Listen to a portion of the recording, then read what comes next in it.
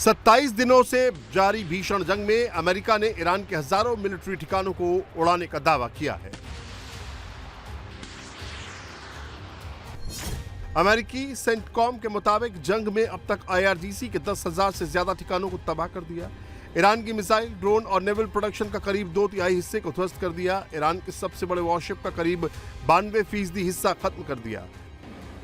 America का दावा है कि ईरान की कॉम्बैट कैपेबिलिटी लगातार घट रही है, जबकि अमेरिका की कॉम्बैट कैपेबिलिटी लगातार बढ़ रही है।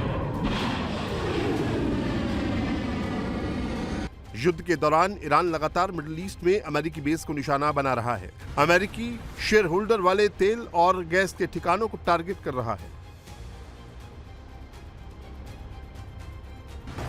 इस बीच ट्रंप ने ईरान के खिलाफ कतर और सऊदी अरब को उकसाने की कोशिश की।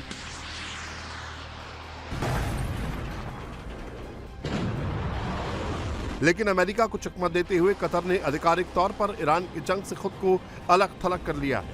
कतर ने तेहरान के साथ साइलेंट डील कर ली है।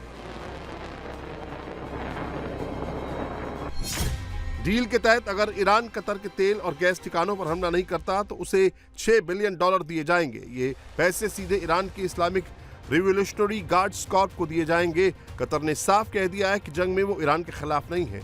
कतर किसी भी सूरत में ईरान पर हमला नहीं करेगा। जंग में अमेरिका की कोई मदद नहीं करेगा। कतर पर आखिरी बार ईरान ने 20 मार्च को रास लफान पर बड़ा हमला किया था। इसके बाद से उसके एनर्जी ठिकानों पर अटैक नहीं कर रहा।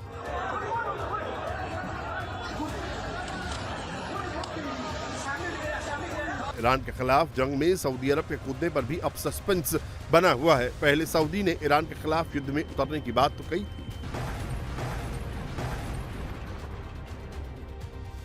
ट्रंप ने पहले नाटो देशों से युद्ध में शामिल होने की अपील की। हॉर्मुज स्ट्रेट को लेकर चीन और जापान को भड़काने की कोशिश की। जब किसी का साथ नहीं मिला और अरब देशों को ही ईरान के खिलाफ उकसाने का प्रयास किया, लेकिन कोई कामयाबी नहीं मिली।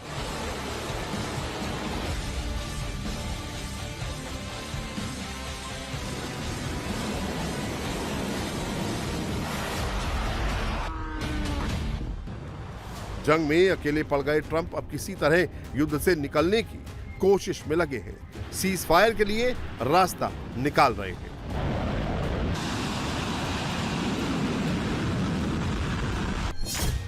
इजरायली मीडिया की रिपोर्ट के मुताबिक अमेरिकी राष्ट्रपति डोनाल्ड ट्रंप शनिवार यानी 28 मार्च को ईरान के साथ सीज फायर का ऐलान कर सकते हैं। अगर ईरान कोई बड़ी रियायत देता है तो ट्रंप अस्थायी तौर पर जंग रोक सकते हैं। As I've said, we've always estimated approximately 4 to 6 weeks, so you could do the math on that, Mario, but we do look forward, I know the President looks forward to going to China on May 14th and 15th, and of course, as always, we'll provide additional logistical details to all of you in the media for that trip, who I know look forward to coming with us as well. Ceasefire की संभावना के चलते Israel ने अपने सैन्य अभियान तेज कर दिए हैं। तेहरान से लेकर लेबनान में हिजबुल्लाह के ठिकानों पर ताबड़तोड़ हमले किए जा रहे हैं।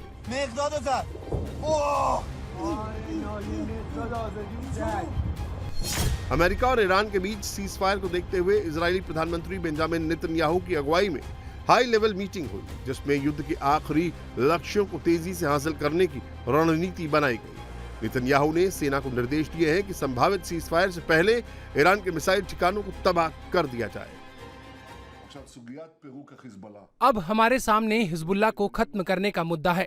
ये मामला ईरान के साथ चल रहे ओवरऑल कैंपेन से भी जुड़ा है, जो मीडिया में आ रही खबरों से उलट अभी भी जारी है।